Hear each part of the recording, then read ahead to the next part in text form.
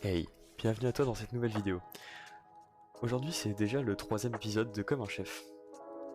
Et nous allons parler du répéteur de redstone, c'est ce bloc là. Il vous permet, comme son nom l'indique, de répéter un signal de redstone. Par exemple, une ligne simple de redstone peut avoir une longueur maximale de 15 avant de s'annuler complètement. Or, le répéteur de redstone répète le signal et l'amplifie. Au niveau 15, juste ici, qui recontinuera. Et ça, vous pouvez le faire à l'infini. Par exemple, là, je peux en mettre un autre, ça recontinuera. Mais le répéteur de redstone a une autre utilité. Vous pouvez générer de la latence avec celui-ci. Par exemple, ici, il est au niveau 0 de tick. Si j'active le levier, le répéteur reçoit le signal instantanément. Si je mets au niveau 2, il y a un petit peu de latence, mais ça se voit à peine. Au niveau 3, ça commence à se distinguer. Et au niveau 4, c'est carrément visible. Il y a 0,5 secondes de latence.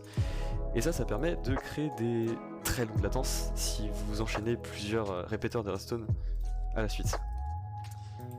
Le signal enchaîne les répéteurs et met plusieurs secondes à activer la redstone au bout. C'est un des principes fondamentaux du répéteur.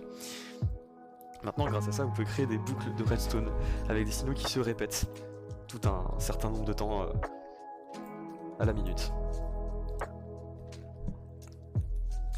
Par exemple, celui-ci, c'est l'un des systèmes les plus basiques. Vous pouvez évidemment l'agrandir ou le diminuer jusqu'à celui-ci, c'est le plus petit, il me semble, parce qu'il y a un seul répéteur. Enfin, parce qu'il y en a deux. Par exemple, là j'active, il faut être très rapide. Hop. Et là, le signal se répète plus rapidement que celui-là parce qu'il y a moins de répéteurs qui créent moins de latence du coup. Mais vous pouvez évidemment réduire les ticks pour que ça aille plus vite, mince. Vous pouvez évidemment réduire les ticks pour que ça aille plus vite. Et là, ça va tellement vite que j'ai même pas le temps d'activer, de désactiver le levier.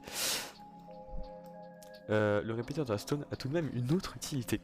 Il vous permet de transmettre un signal dans un bloc de redstone pour aller derrière de la poudre. Parce que vous voyez bien que si on met de la poudre à la place du répéteur, ça ne fonctionne pas. Même si la poudre transmet le signal dans ce bloc, la poudre de l'autre côté n'est pas assez puissante pour... ne reçoit pas un signal assez puissant pour pouvoir le récupérer. C'est là qu'intervient le répéteur de redstone qui vous permet justement de transmettre ce signal dans le bloc. Mais le répéteur de redstone a aussi une utilité pas très connue par tout le monde, je l'admets. Vous savez qu'il peut transmettre que sur un seul côté, dans la longueur de cette espèce d'encoche, et non pas sur les autres côtés. Et bien ce que je vais vous montrer, c'est que si on envoie un signal de redstone avec un autre répéteur sur le côté qui ne peut pas transmettre d'un autre répéteur, il y aura cette petite barre de bedrock qui apparaîtra. Ce qu'elle fait, c'est que elle bloque l'état actuel du répéteur. Par exemple là, il est en arrêt. Si le répéteur bloqué reçoit un signal de redstone, il ne se passera rien. A l'inverse, s'il était déjà actif avant, il sera bloqué dans son état actif. J'ai beau casser la redstone ici, celui-ci reste actif. Évidemment, si je désactive le levier, tout redevient à la norme. Si cette vidéo vous a plu, n'hésitez pas à vous abonner, à mettre un like ou un commentaire, ça me ferait plaisir, et surtout vous pourrez voir la suite des tutoriels. Bye!